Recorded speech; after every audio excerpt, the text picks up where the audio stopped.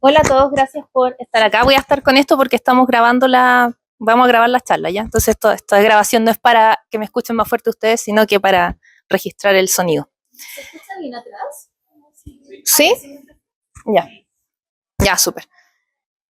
Bueno, esta exposición la habíamos presentado primero en Zona Franca hace un tiempo. Es una iniciativa que nace inicialmente de Marcos acá, que es el fotógrafo, que también es guardaparques, y con su amplia experiencia en la Reserva Nacional Magallanes y en otros parques, en otros parques nacionales también, ¿cierto?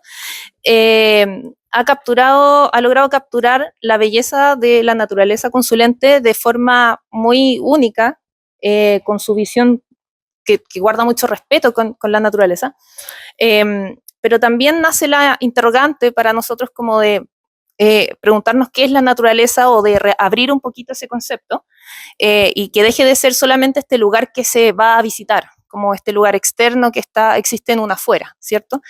Esa es la motivación inicial. Entonces, bueno, surge esta colaboración en que quisimos hacer un relato de estas fotografías y de esta mirada que ha logrado capturar Marcos a lo largo de su trabajo, digamos, en la Reserva Forestal Magallanes principalmente. La mayoría de las fotografías son de ahí. Y por lo mismo, como esto es una recabación literaria y a la vez de fotográfica, quisimos con Mariana también hablar sobre cómo se entrecruzan estos dos mundos, digamos, como el mundo natural, el planeta Tierra, con la poesía y las inspiraciones literarias. Entonces voy a dejar ahora a Mariana, vamos a empezar con ella y luego vamos a ir conversando de manera itinerante. Ustedes, si quieren, nos pueden interrumpir también, en realidad, que sea más como conversación si quieren. Y eso, te dejo a ti. Súper. Pero muchas gracias por estar acá. Hoy qué raro hacer esto y que no se escuche. Estaba muy contenta cuando la Luna me hizo la invitación a venir a hablar sobre como las relaciones que pueden haber entre literatura y la ciencia y la Tierra en general. Eh, Cuando estaba pensando en estos posibles cruces, pensaba por qué le pusimos a esta charla, a esta conversación, Planeta de Tierra, Ciencia y Poema. Y pensaba en ese sentido, y esto es algo que siempre discuto con mis estudiantes, yo soy profesora de colegio también, pensaba qué tienen en particular los poemas, por qué de repente tienen o abren otros espacios, otras preguntas que la narrativa tradicional. Eh, y ahí tenemos siempre un problema. Siempre cuando estoy viendo poesía en clases, intentamos con mis estudiantes definir qué es poesía. Y cada vez se nos hace más difícil porque sabemos que la poesía ya no necesariamente tiene que rimar, por ejemplo, no tiene por qué tener una forma específica, no tiene por qué estar escrita en verso hacia abajo, no tiene por qué hablar de amor, por ejemplo. Incluso, y por eso les quise traer algunos de estos ejemplos, hay poesía que ya ni siquiera tiene por qué escribirse sobre el papel. Entonces les quise traer estos dos ejemplos que a mí me encantan y que siempre los muestro también en el colegio. Son ambos del poeta chileno Raúl Zurita. Y tengo este ejemplo que es un poema de 15 versos que se llamó La Vida Nueva, que él proyectó sobre el cielo de Nueva York en 1988, y que lo registró el artista Juan Downey también, que es lo que ven acá abajo como fotos de la tele. Entonces vemos que los poemas también pueden estar escritos en el cielo, por ejemplo. Y otro ejemplo también muy, muy hermoso es este que se llama Ni pena ni miedo, poema que Raúl Zurita realiza sobre el desierto de Atacama. Y el poema consta solo de esas 4 palabras, los hace el 93, 3 años después de que terminara la dictadura, y es un poema que se puede ver solo desde el cielo. Entonces pareciera que si esto puede ser un poema, por ejemplo, y un poema también puede ser un soneto, también puede ser una décima, también puede ser un texto en prosa, por ejemplo, como los textos de Luna, acá, que están ahí entre los poemas y la prosa, pareciera que es difícil definirlo. Entonces yo pensaba que una de las cosas particulares de la poesía es que el lenguaje ya no se ocupa solo como comunicación, eh, porque no necesita ser entendido a cabalidad. En los poemas, y esto es algo que dice una autora estadounidense que se llama Adrienne Rich, las palabras dicen más de lo que significan y significan más que lo que dicen. Entonces, pareciera que cuando hablamos de poesía, se abren estos espacios de sentido, hay estas fugas de imaginación que nos permiten conectar fragmentos dentro de nosotros, nos permiten conectarnos con otras personas, nos permite conectar imágenes y otros trozos de la realidad que al parecer en ninguna otra ocasión podemos hacerlo. Y es por eso que me parece que para esta charla era muy preciso hablar de poemas y de ciencias. Entonces, hacemos un poquito más. El primer poema con el que quería partir y hacer como de introducción a lo que les va a contar Luna es un poema de la poeta estadounidense Mary Oliver. Acá la vemos con su perrito regalón. Ella nació en 1935 y falleció hace unos años, el 2019. A mí me gusta mucho, de hecho cuando Luna me invitó a hablar sobre esta exposición pensé enseguida en ella. Se le suele decir sobre ella que sus poemas son una especie de guía a lo que a veces llamamos naturaleza, y algo que es muy interesante y que les voy a leer la cita textual para no equivocarme, es que dice que los textos de Mary Oliver parecen que se sitúan cómodamente en los márgenes de las cosas, en la línea entre la tierra y el cielo, la delgada membrana que separa lo humano de lo que llamamos a grandes rasgos animal. Entonces, pareciera que ella nos va a invitar entonces a habitar un espacio que no es ni una ni otra cosa, sino que está justo en esa frontera, y vamos a ver cómo conecta esto con la exposición y con los textos de Luna. Entonces, para abrir esta conversación, les voy a leer el poema que se llama Sienten las piedras, apareció en un libro del 2014, y dice: ¿Sienten las piedras? ¿Aman su vida o su paciencia ahoga todo lo demás? Cuando camino por la playa recojo algunas, blancas, oscuras, distintos colores.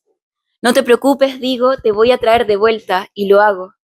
¿Está el árbol mientras crece encantado con sus muchas ramas, cada una como un poema? ¿Sienten alivio las nubes cuando sueltan un manojo de lluvia? La mayor parte del mundo dice no, no es posible. Me niego a pensar en tal conclusión. Sería demasiado terrible estar equivocado.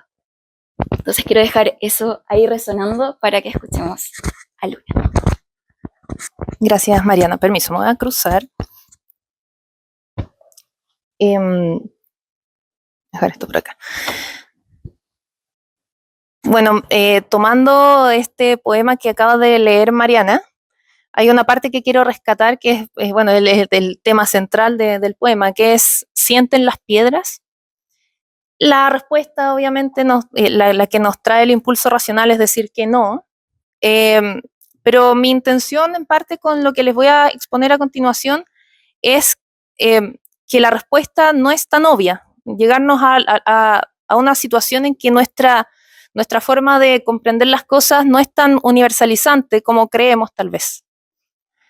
Entonces voy a partir hablando del contexto general de nuestro planeta, el planeta Tierra, resaltando algunos rasgos distintivos de este.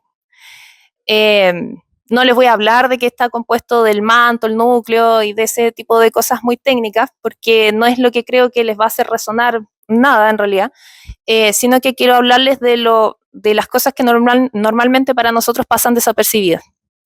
Por ejemplo, cuando menciono cuán grande es el planeta, aquí lo puedo vincular directamente con el poema anterior sobre el tema de las piedras, algo tan ignorado normalmente, algo tan aburrido en teoría, excepto para muy pocas personas que le gustan las piedras y las coleccionan tal vez. Saben que el planeta Tierra, bueno, muchas veces quizás han escuchado la ironía de que se llame Tierra si gran porcentaje del planeta está cubierto por agua. Me imagino que todos alguna vez han escuchado eso, ¿cierto? Pero más irónico que eso es que el planeta está formado en más de un 99% de roca. Es pura piedra. El planeta Tierra es pura piedra. Ni siquiera es agua, ni tierra, es roca. Pero le pusimos tierra porque es la parte que nosotros usamos. No nos interesa la parte que usan los otros animales en el mar, ni es por las otras especies que habitan la tierra, sino que es por la parte que nosotros usamos. Y el honor lo recibe en honor a, digamos, a los ritos de cultivo, gracias a los ritos a los ritos de sepultura y a la necesidad que hemos cultivado de generar agricultura, asentamiento, exploración, etcétera, ¿cierto? Entonces nombramos un planeta completo en honor a nuestra actividad. Que hay otras cosas que lo hacen único. No solamente es el único planeta en el cual sabemos que hay vida, sino que es el único planeta en el que sabemos que hay muerte, lo cual es algo que también nuevamente puede parecer obvio dicho así en simple, pero también lleva a la pregunta de ¿qué es la muerte? Voy a ahondar un poco más en el concepto de la muerte más adelante. Pero concatenando este sentido de lo vivo, en el fondo esto que tiene dinámica, que conlleva autogeneración, autoformación y actividad dinámica propia, digamos, sin que alguien más se la genere, el planeta también la tiene. O sea, en el fondo, con el calor interno de la Tierra, no solamente tenemos volcanismo y terremotos, sino que es algo que la hace única, porque de este sistema solar es el único planeta que todavía tiene el centro caliente. En algún momento, Marte, Venus, Mercurio y también las otras lunas rocosas que están en el sistema solar alguna vez también fueron un magma incandescente, así como alguna vez la Tierra también lo fue. Alguna vez fue una bola de fuego, por decirlo en un imaginario simple.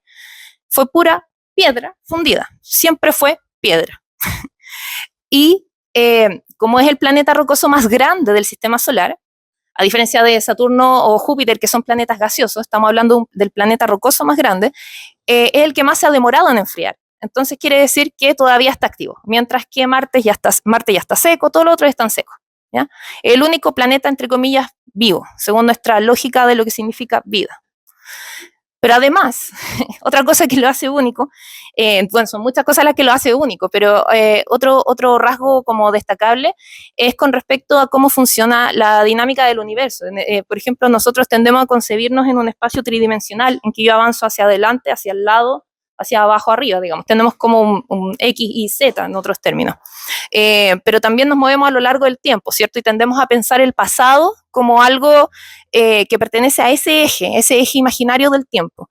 Pero en rigor, el tiempo está unido intrínsecamente con el espacio físico. De hecho, se habla mucho del espacio-tiempo. Esto pertenece a conocimientos descubiertos hace muchos años atrás por Einstein, perteneciente a la teoría de la relatividad. Y de hecho, cuando nace el universo, no solo nace el espacio, nace el tiempo.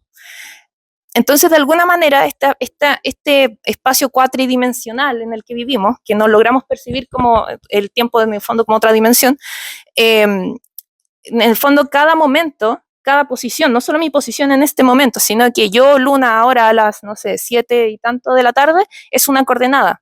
Y ahora tengo una nueva coordenada, 7, 3 minutos, y en un minuto más, 7, 5 minutos, y así, ¿ya? Entonces, en el fondo, el pasado nunca deja de existir, coexiste con el futuro y con el presente. Es algo muy loco de pensar, pero el hecho de que estén unidos hace que también, así como por ejemplo la Tierra hace que la Luna gire alrededor de ella y que nosotros estemos acá y no estemos flotando en el espacio, digamos, por la gravedad,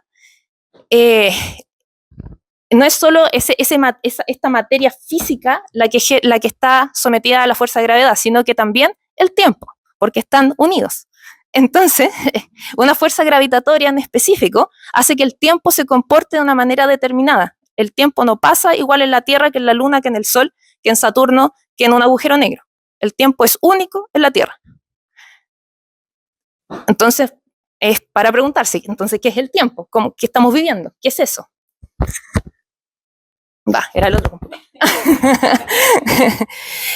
Entonces, lo único que sabemos de la Tierra, lo único que sabemos con certeza es que cambia, todo cambia. No solamente nosotros, cada vez que renovamos nuestras células, a medida que crecemos y después envejecemos y morimos y nos convertimos en otra cosa, en otra forma de vida o de no vida, sino que la Tierra misma, así como les digo que es mayoritariamente roca, a pesar de que no la vemos, es mayoritariamente roca, en algún momento no tuvo ni siquiera esa superficie de agua que le conocemos ahora en forma de océanos y mares, sino que era solamente una bola incandescente.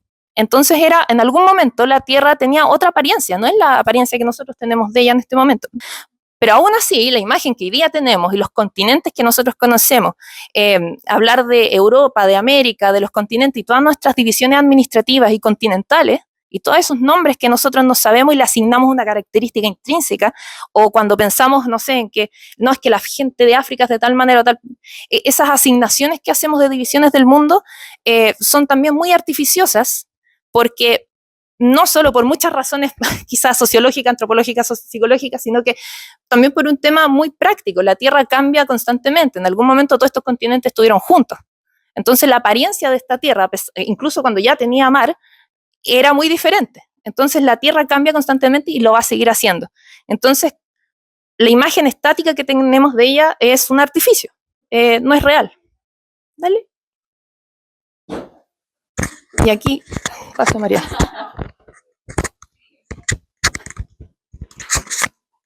Entonces, nos quedamos un poco con esta idea que cuando me junté con Luna a conversar y ella me contaba todas estas cosas, como que mi mente iba explotando constantemente.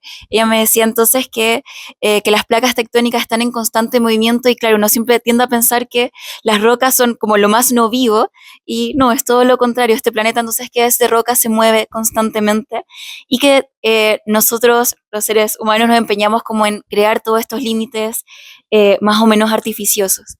Eh, Quería entonces hacer como este paréntesis con otro poema de la misma escritora de Mary Oliver. Este se llama Gansos Salvajes y me gusta mucho este poema. Bueno, es precioso, ocupa un lenguaje muy simple que es muy característico de esta escritora, pero me gusta también que aborda no solo como lo maravilloso o extraño que puede ser el mundo que llamamos natural, lo que no es humano, sino que también un poco lo cruel o lo doloroso que puede ser también. Entonces, se los leo. Recuerden que si tienen cualquier comentario, duda, también me pueden detener. Entonces se llama Gansos Salvajes, que en nuestro caso serían como los caiquenes que tenemos acá. Entonces dice, no tienes que ser buena, no tienes que caminar de rodillas 100 kilómetros a través del desierto arrepintiéndote. Solo tienes que dejar que el animal suave de tu cuerpo ame lo que ama. Háblame de esa esperanza, la tuya, y yo te contaré la mía.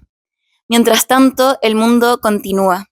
Mientras tanto, el sol y los guijarros claros de la lluvia avanzan a través de los paisajes, sobre praderas y árboles profundos, las montañas y los ríos.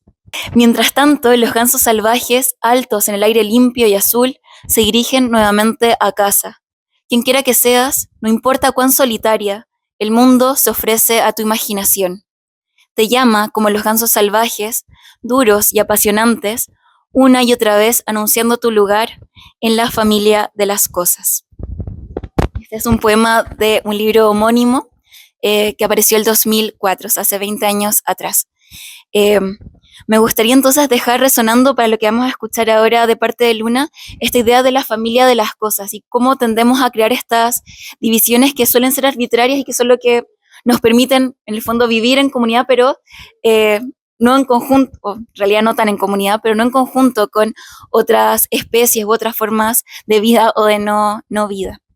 Entonces dejemos eso, esa idea de que el mundo sigue avanzando a pesar de nosotros y también esta idea de que todos tenemos igual un lugar en la familia de las cosas.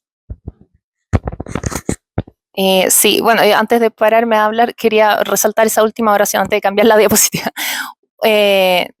Esto de anunciando tu lugar en la familia de las cosas, como me gusta pensar en esto de reubicar o replantearnos cuál es nuestro lugar en la Constitución, en la interrelación de todas las cosas del mundo, no, porque en el fondo tendemos a pensar el mundo natural como algo separado de lo humano. De hecho, cuando hablamos de artificial, si se fijan en general como la inteligencia artificial, en el fondo nos estamos refiriendo a algo que creó el humano. Pero si lo pensamos bien, si tenemos nosotros la capacidad de generar algo tecnológico, digamos por transitividad, es algo natural también. O sea, es algo que es posible. Lo natural es de alguna manera algo que existe, sencillamente algo que puede existir. Y aún así tenemos como la audacia de separarnos de la naturaleza y no solamente separarnos, sino que de ponernos un poco por encima. Quizá las personas que están acá no lo hacen tanto porque generalmente las personas que acuden a este tipo de instancias ya tienen una sensibilidad desarrollada con este tipo de cosas. Pero de todas maneras creo que hay algunas cosas que nos pueden hacer sentido porque a veces nosotros podemos entenderlo en algún plano de realidad, todas estas intuiciones, pero no las logramos traspasar a otros planos. Voy a darles algunos ejemplos que no son tan conocidos de cómo funciona la naturaleza y cómo las divisiones no tienen ningún sentido.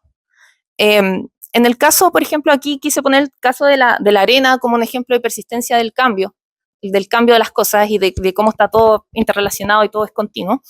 Aprovechando que acá tenemos la costanera del estrecho, porque, digamos, uno tiende a pensar la playa como una berma estática, algo que está ahí entre el mar y no sé, es como un paisaje pseudo permanente, donde ocurren cambios que generalmente asociamos más a la vegetación o intervenciones humanas o a la marea, como que no hay mucha claridad en qué es la playa. Y les quiero contar que una playa, donde hay una playa de arena es porque hubo un río, o hay un río, o hay más de un río. En este caso, tenemos el río Las Minas, que ha cambiado su curso a lo largo de los años, y estamos hablando de cientos de años, ¿ya? Entonces, en este momento tiene el curso que tiene, pero los últimos, simplemente ya los últimos 100 años ya uno puede ver sinuosidades cambiantes. Y la forma actual, de hecho, está intervenida, digamos, artificialmente, nuevamente, en términos de lo que hace exclusivamente el humano, con este como bypass que le hicieron, ¿cierto? Que es un poco más recto ahí desde Centeno hacia abajo. Pero, y más allá de eso, cambia naturalmente su forma, porque el río, como en el fondo contiene agua, un flujo que va cambiando y modificando la geomorfología del relieve por donde va pasando, naturalmente lo modifica constantemente. Y si tenemos lluvias más intensas, nieves, derrumbes, lo que sea que ocurra, eso de forma intuitiva nos podría decir que el paisaje va cambiando. En el caso de las playas es porque hubo un río que lo llevó hasta allá. ¿Qué tiene que ver el río con una playa? En el fondo piensen en que los ríos siempre, bueno, el agua de un río siempre va desde una parte alta a una parte baja. Esa es la lógica, yo creo que todos tenemos al menos esa noción, de que de arriba hacia abajo, aunque la pendiente sea muy baja, como en el caso del río Las Minas. Y resulta que en las partes más altas el río tiene mucha más energía, porque en general, si se imaginan algo en pendiente, es más fácil que baje con rapidez y tiene más fuerza para arrastrar, digamos, bloques o grava, digamos, rocas más pesadas, sobre todo cuando aumenta su caudal. Pero en las partes de desembocadura, como ocurre acá hacia el estrecho de Magallanes, lo que ocurre es que el agua va en un plano casi horizontal y empieza a ensancharse. Quiere decir que el agua y el flujo pierde mucha capacidad de arrastre, entonces solamente es capaz de soportar granitos muy finitos. Y en ese caso arrastra arena, que es el caso de la mayoría de las playas. Hay muchas playas que son más rocosas, y por ejemplo las playas que tienen bloques de roca muy grandes, como rotos, digamos sencillamente, generalmente en ese caso lo que pasó es simplemente desgaste por las olas del mar, o por el viento, meteorización natural de la costa, pero no por un proceso de sedimentación externo, que en este caso es de un río.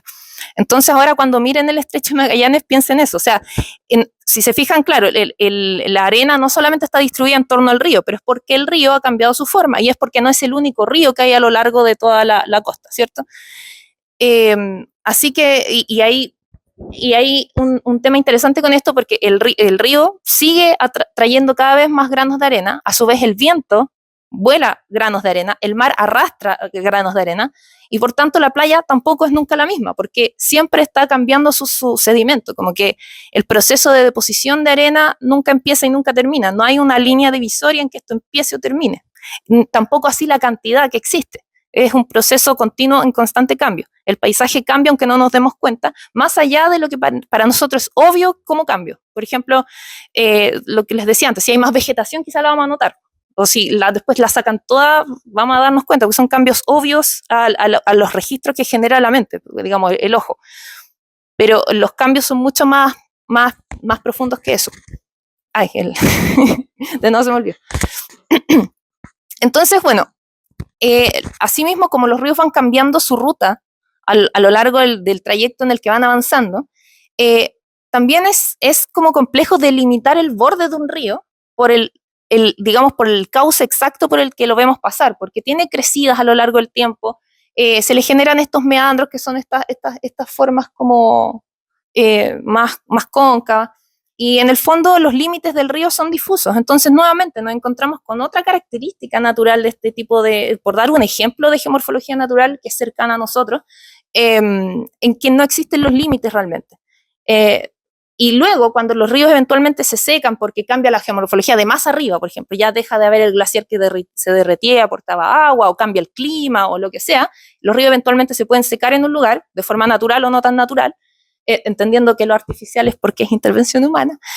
De todas maneras, después podemos tener todo un paisaje configurado por lo que fueron paleocauces y de ríos que ya no existen, que es casi como el caso de casi todo el lugar donde está ahora la ciudad de Punta Arenas. Nosotros estamos encima de humedales, pero en algún momento fueron atravesados también por más cursos de agua.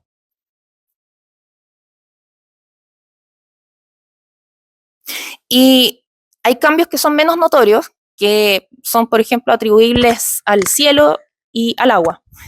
¿Por qué mezclo estas dos cosas al mostrarle unos glaciares? El cambio aquí no va por la dinámica en que se desprende un peñasco de hielo, a pesar de que sí es un cambio evidente, y es del que más se habla por el cambio climático, se están derritiendo los glaciares, etcétera. Pero hay otro cambio que tiene que ver con la compactación de la nieve. Constantemente estos casquetes de hielo están creciendo y están acumulando nieve digamos, en distintas partes de su superficie, por supuesto. Y en esa acumulación, la nieve que se va compactando va atrapando burbujas de aire de nuestra atmósfera actual. Pero asimismo lo hizo hace millones de años atrás. Entonces nosotros podemos explorar el pasado y cómo eran las atmósferas del pasado con testigos, que es muy bonita esta palabra, pero es como un sondaje de hielo, que se le dice testigo de hielo, que es testigo de las atmósferas del pasado. Pero a mí me gusta pensarlo también con esta vuelta un poco más romántica, tal vez, o poética, de entenderlo de que eran también los cielos del pasado. Se entiende como que las composiciones de una atmósfera en particular también van a configurar el cómo percibimos el cielo. Y aquí tenemos un agente muy pasivo del paisaje, pero, o sea, no pasivo, activo, pero muy, muy silencioso, y que cambia constantemente, más allá de las razones obvias por las que sabemos que cambia. De nuevo, voy a mover esto para allá porque... Y de la misma manera, todos los sedimentos que nosotros vemos, la tierra en la que se cultiva, todo tipo de sedimento, la ceniza volcánica, casi todo, termina siendo compactado y eventualmente convirtiéndose en el protagonista de este planeta, roca. Cada una de esas capas que ustedes ven ahí, si se fijan, se ve como súper como alineado todo. Esas líneas en teoría, que no son líneas, porque si nos acercamos nuevamente no hay línea, hay una transición. Pero de lejos se delinea porque hay cambios, digamos, que son en algunos casos estacionales, porque, por ejemplo, pasamos de invierno a verano, aunque por el tamaño de eso probablemente estamos hablando de periodos de tiempo mucho más largos, de años a cientos de años, no sé, depende del lugar en específico. Y finalmente casi todas las cosas se convierten en rocas, incluso los seres vivos. Por eso hablamos también de los fósiles animales. Cuando hablamos de los fósiles de dinosaurios, estamos hablando de huesos de estos animales, de estos lagartos gigantes, cuyo tejido fue reemplazado por minerales y se convirtió en roca. Entonces, eventualmente todo se convierte en roca. Vuelvo al tema del protagonismo de la roca, que es una cosa muy, muy irónica. Y bueno, ahora volviendo al concepto de naturaleza, con esta idea que yo les decía de replantearnos como esto de dejarla afuera y de qué es lo que es la naturaleza, porque en el fondo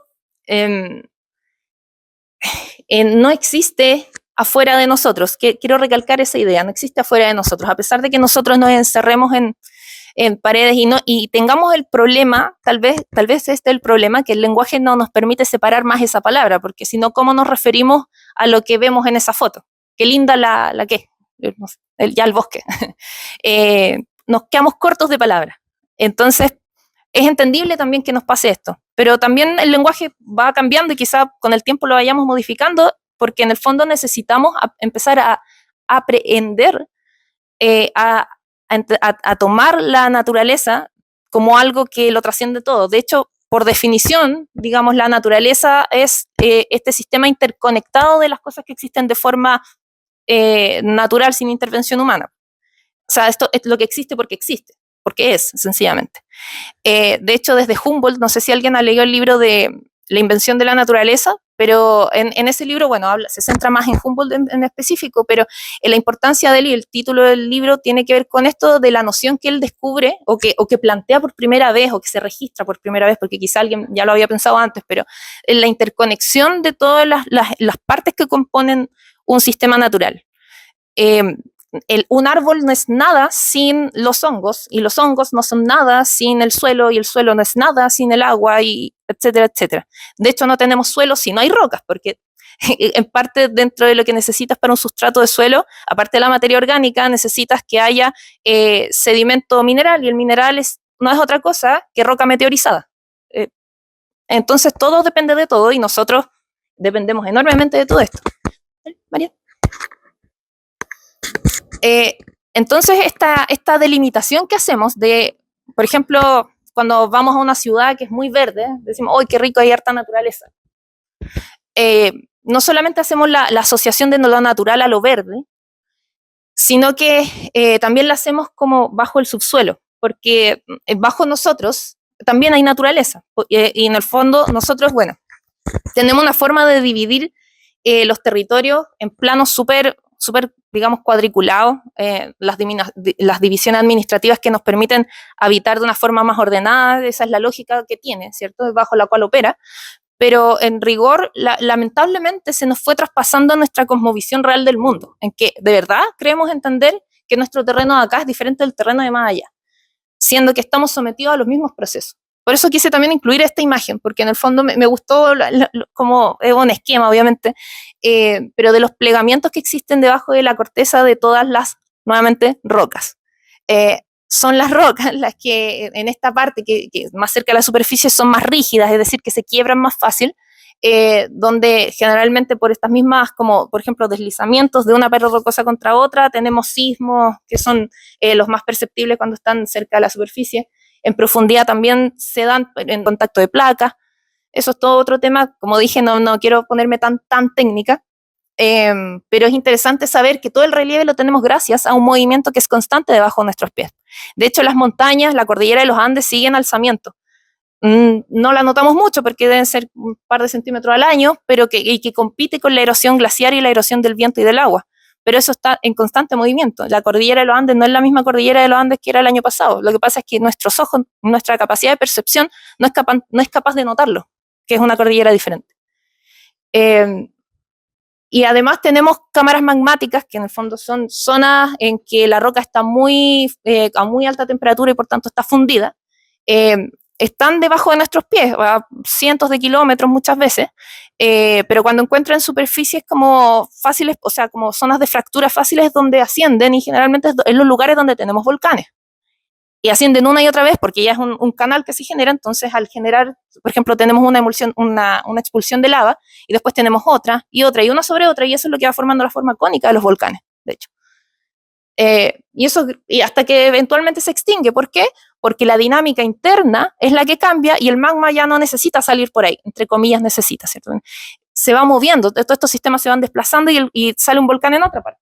Estos procesos obviamente son muy lentos, toman millones de años, cientos de, no sé, miles de años por lo menos, pero es una dinámica permanente, es lo único permanente, el cambio. Y eso también es naturaleza. Y esta imagen es de un visor del Servicio Geológico de Estados Unidos, en que se muestra proyectado todos los hipocentros de sismos del mundo. Esto me parece que era en el lapsus, no sé, que esto le saqué un pantallazo, no quise sacar video porque no sabía si iba a cargar bien aquí. Pero era a lo largo de, no sé, por ejemplo, el último siglo, una cosa así. Esto quizá era de un año, no recuerdo muy bien, pero son todos los hipocentros, es decir, los lugares en profundidad donde se genera el sismo. Acá no se nota tanto, pero por ejemplo, cada punto que están viendo representa un foco sísmico, pero en profundidad, o sea, lo estamos viendo por dentro. Por ejemplo, ese punto que estamos viendo ahí quizás es una proyección desde acá. No lo sé bien porque tendríamos que verlo en movimiento. Pero lo que apunto con esto es que con estas detecciones sísmicas nos enteramos de manera muy visual y bonita también de que el suelo está en movimiento, más en unas partes que en otras, las partes en que está más concentrado donde está la división de las placas tectónicas, pero incluso acá que nunca sentimos sismos los hay, si se fijan. ¿Ya? Entonces es un planeta que está en continuo movimiento y esto también es naturaleza. No porque no la veamos, no lo es, porque está relacionado con lo que sí vemos en el fondo. Y bueno, esta imagen la había puesto porque siempre pensaba como, cuando era más chica en realidad, ahora lo entiendo mejor, pero cuando era más chica me preguntaba, pero ¿cómo se divide un país de otro a partir de la cordillera si es tan inhomogénea? Si es una cosa, un relieve tan claramente no lineal. ¿En qué punto se nos separan los territorios y somos diferentes por estar separados por esta cordillera? ¿En qué momento el cielo de allá es otro cielo? O ahora nuevamente vuelvo a lo del cambio climático. ¿Por qué me importa el clima de acá y no el de allá? ¿Por qué me importa? Si es lo mismo. El clima, y de hecho es la forma más fácil de verlo. Dale, María, que creo que es la foto. Ah, no, devuelve. Estaba más adelante.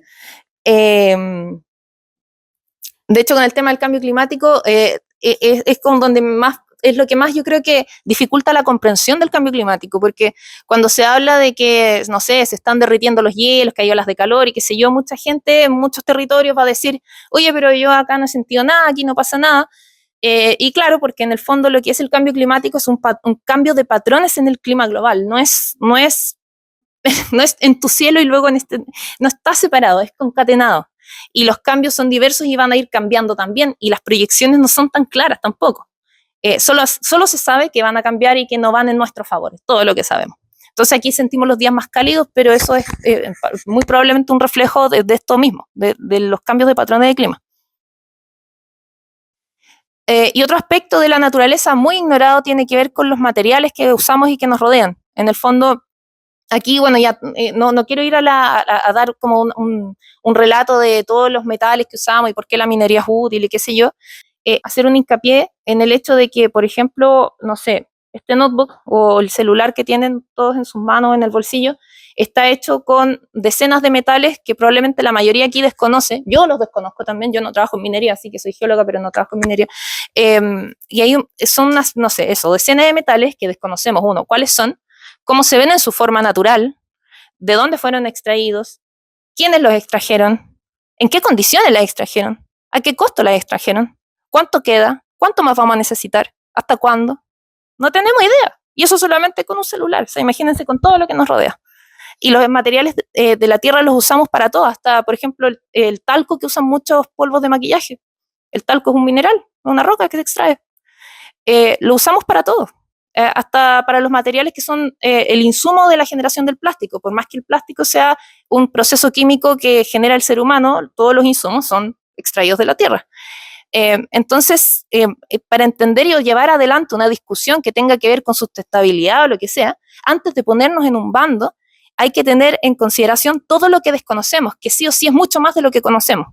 Y yo creo que eso también puede ayudar a disminuir nuestras brechas, nuestra polarización afectiva cuando queremos ponernos en una postura firme y decir, no, es que tú estás equivocado, yo estoy bien. Ya sea del bando que sea, estoy hablando como... Entonces creo que el comprender mejor todas estas lógicas planetarias va mucho más allá de la ñoñeza de saber cuál es el radio del planeta o qué temperatura hay en el centro de la Tierra, sino que es una lección de humildad. Para mí es eso. Ya dije las reflexiones sobre el cielo, así que me las adelanté, pero era sobre eso. No, pero voy a agregar una cosa. El tema de que, claro, bueno, el cielo de allá no es distinto del de acá, y que quizá deberíamos mirar más al cielo para recordarlo, pero también el hecho de que lo que creemos que estamos viendo tampoco es tal cual lo estamos viendo. En el fondo, por ejemplo, con el tema del color del cielo, nosotros normalmente percibimos el cielo, o siempre se dice ya el cielo es azul, celeste, el color que sea que lo percibamos, pero eso es porque nuestros ojos no son capaces de percibir las otras ondas electromagnéticas del rango de luz visible. Es decir, las que nosotros somos capaces de capturar son más las del azul precisamente, creo que del violeta. Pero, por ejemplo, el rojo somos muy incapaces de percibirla, a menos que hayan partículas en el aire, de repente vemos los arreboles y se generan ciertos fenómenos que nos permiten ver otros colores. Y quedamos maravillados, así como, oh. Pero en general no es que el cielo sea azul, sino que es lo que nosotros somos capaces de ver. Entonces, las cosas no son en casi ningún caso, o yo diría que en ningún caso, lo que creemos que sabemos que es, sino que lo que somos capaces de percibir y de procesar. ¿Qué sabemos realmente?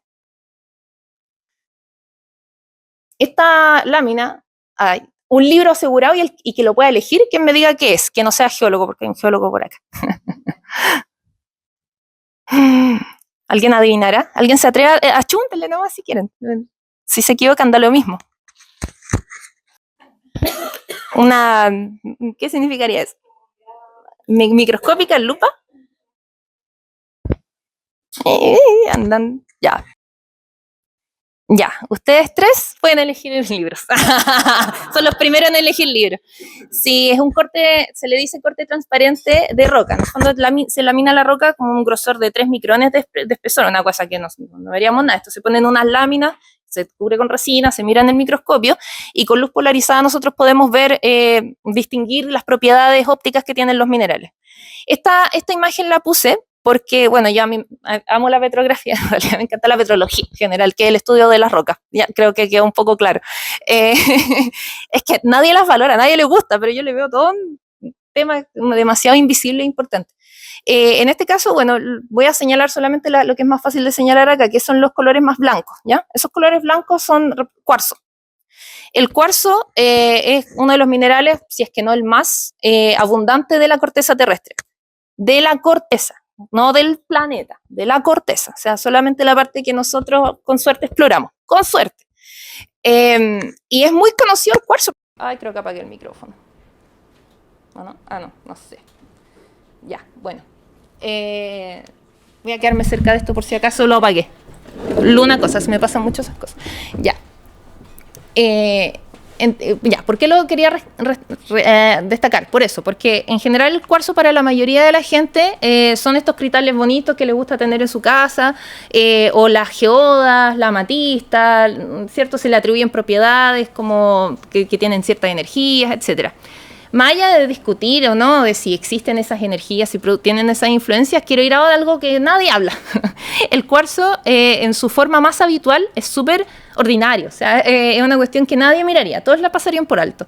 Porque el cuarzo es el último mineral en cristalizar en la formación de las rocas ígneas. Es decir, cuando tienes magma, en vez de salir en forma volcánica, cuando se quedan bajo superficie, que es la mayoría de los casos, se quedan bajo superficie y se enfrían bajo superficie, pueden estar millones de años ahí, puede estar mucho, o sea, gran parte de ese tiempo casi como roca, y lo único que falta para que sea una roca es la cristalización del cuarzo, porque el cuarzo es el que solidifica a temperatura más baja. Entonces, cuando ya está casi frío, entre comillas frío, 800 grados Celsius, 700, el cuarzo se cristaliza.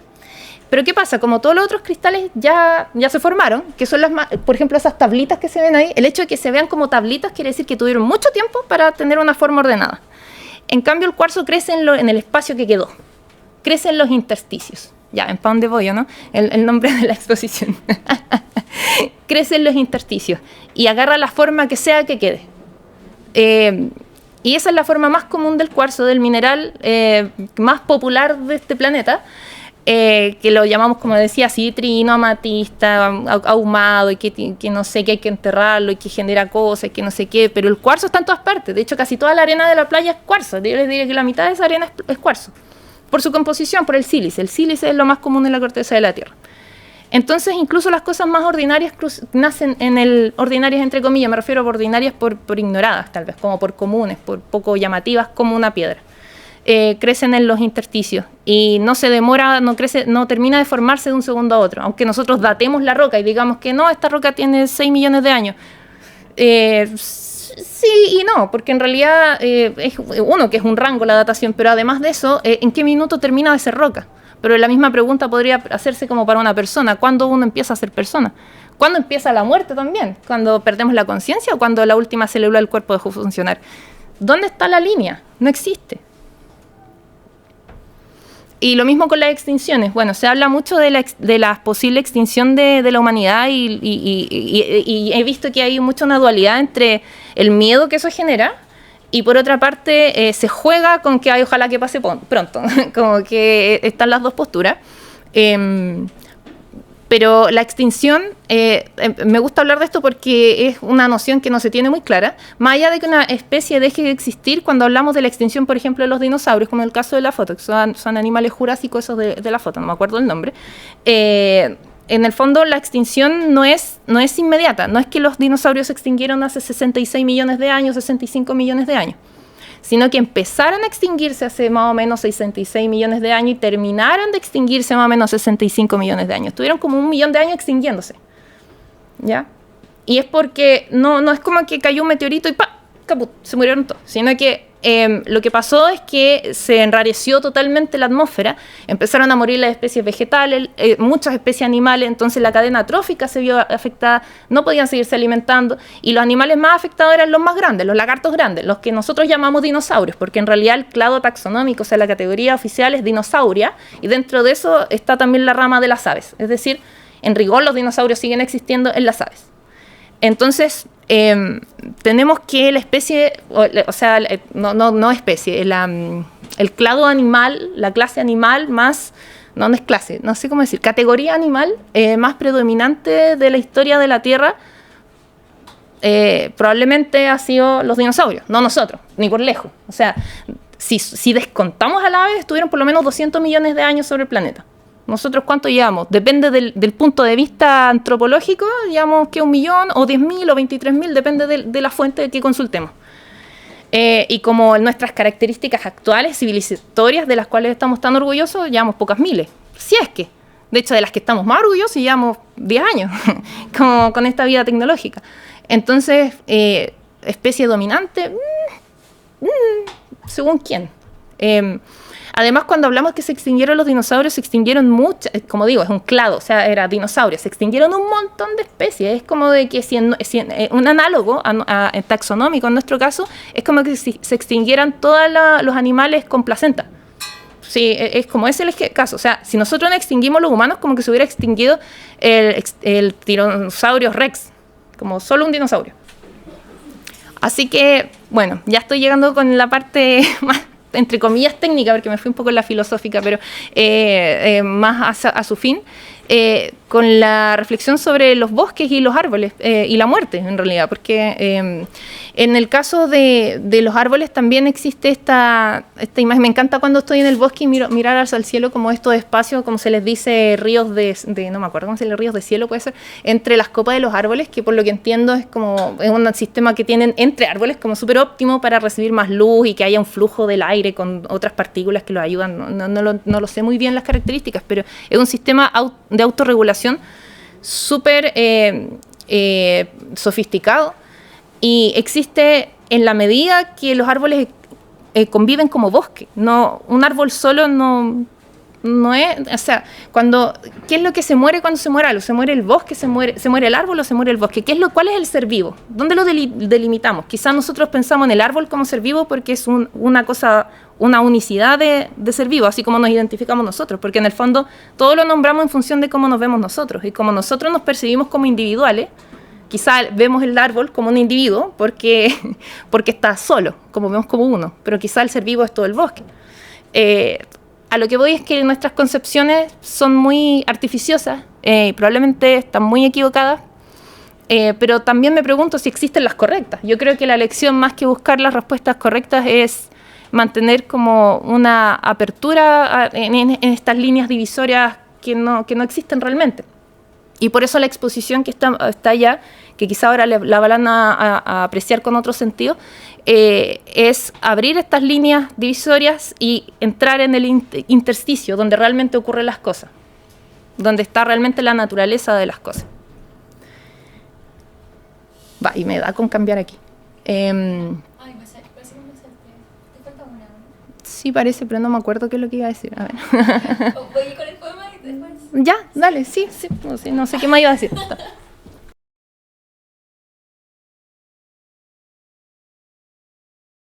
Ya estamos llegando al final. Todo lo que nos ha contado Luna es muy, muy impresionante. Me quería agarrar de algunas cosas. Ella decía que a veces las palabras no nos alcanzan, las palabras que ocupamos en el habla cotidiana, para explicar cuál sería la diferencia entre el adentro y el afuera, por ejemplo. Hasta dónde llega un individuo, hasta dónde empieza otro. Y por eso vengo yo a proponerles que quizás la respuesta podría estar en otros usos del lenguaje. Es una gran herramienta que tenemos, como es en la poesía. Para empezar a cerrar, les traje un ejemplo de este libro que es precioso, se llama La bestia ser. Es de una escritora argentina, se llama Susana Villalba, y este libro, que se publicó en 2018, está armado en un formato como de diálogo, y donde existen monólogos de un árbol, de un perro y, nuevamente, de una roca, ¿sí?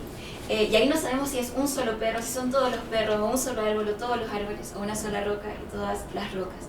En este caso, les traje un fragmento de lo que dice la roca, porque es muy, muy precioso, y habla precisamente en esta idea del inserticio que decía Luna. De hecho, después pueden buscar en la exposición.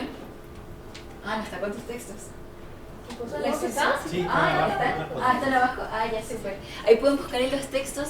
Hay una parte muy bonita que escribió Luna que dice: la vida ocurre en los inserticios. es decir, en esos espacios o esas distancias que tenemos entre los unos y los otros. Entonces les voy a leer este fragmento que sería parte del monólogo de La Roca para que ya vayamos cerrando. Entonces dice: sostener en silencio como amar es un arte. ¿Existiría el mar si no lo contuviera? Me derrota algo intangible como el agua, su transparencia. Si no me enfrentara, ¿existiría el mar? Soñar sin perderse es un arte. A veces una roca se estremece contra la orilla, perdida hasta lo irreductible. Se amalgama. Amar es eso. Entonces, ¿qué creías que es el oro sino la cicatriz? Es infinita la ruptura. Los bordes son difusos. Todo es fragmento. Mi amor es eterno, también la soledad, incorruptible, gravitando en el espacio de la separación. Entonces, cuando leí este poema lo encontré impresionante porque conecta absolutamente con todo lo que ha hablado Luna ahora. Bueno, y de arriba el mito de que a la gente no le gustan las rocas o las piedras, ¿cierto? Y también este libro nos pone en la situación de escuchar hablar a cosas que no tendrían por qué estar hablando entre sí, que son todas de categorías de especies distintas. Tenemos a los perros, que pueden ser lo más parecido a los humanos, pero tenemos también los árboles, tenemos también las rocas. Entonces, volvemos un poco a esta invitación a las incertezas que veíamos en el poema de Mary Oliver del principio, ¿cierto? Como qué hermoso sería equivocarse y que en realidad seamos toda esta gran matriz de vida. Y que esa vida, especialmente en esos espacios que nos separan entre individuos, entre especies, entre materia, en el fondo. Y con eso ahora sí creo que podemos ir a lo último. Sí, creo que nos queda así, pero es como un cierre. Ah, ya. No sé si me he puesto.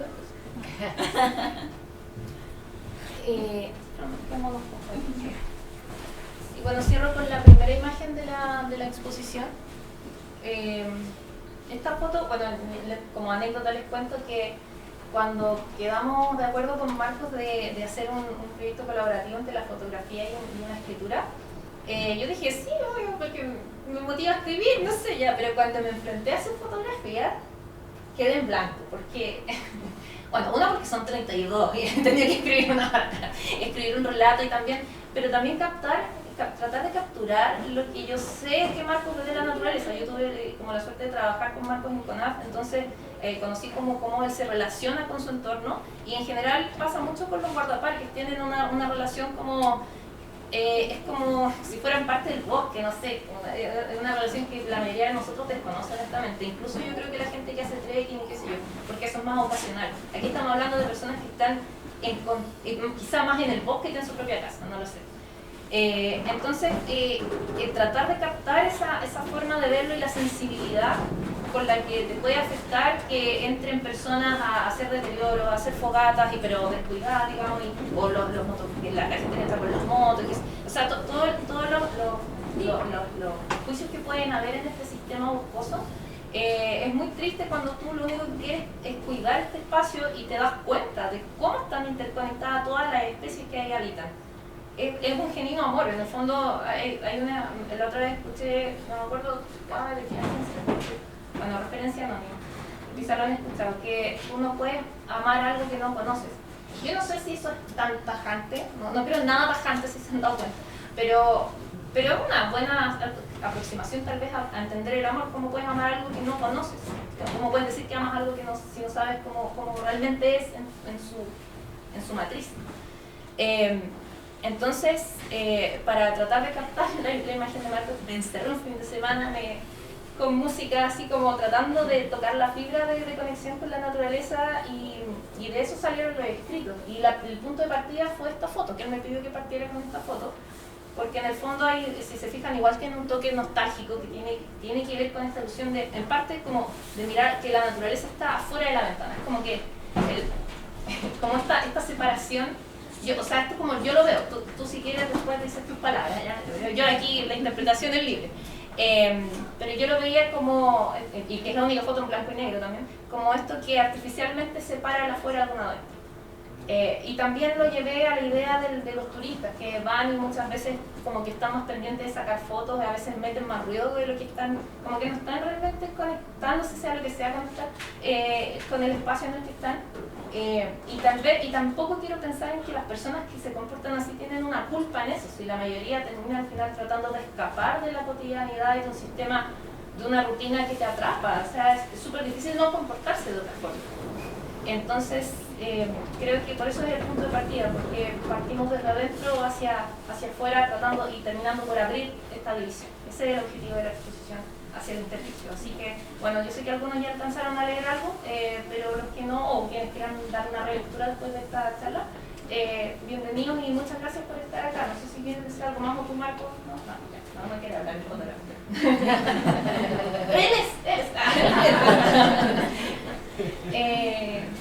Eso por mi parte. No sé si quieres decir algo con eso. Sí. No, solo muchas gracias por la invitación. Son hermosas estas instancias colaborativas y es tremenda la invitación que hace Luna en el fondo, como a derribar un poco las certezas y las divisiones que tenemos, así que, y con fundamento científico, así que hermoso. Para llegar al insensible. Una estrategia para convencer a la ingeniería que se abran así. No, ya, pero sí, eso. Lo de los libros, vamos a pensar cómo distribuirlos, pero hay 3 personas privilegiadas que pueden elegir libremente qué llevarse. Repito, lo exclusivo para que no piensen que estamos locas, esto por si acaso es porque estamos grabando, porque pensemos que estamos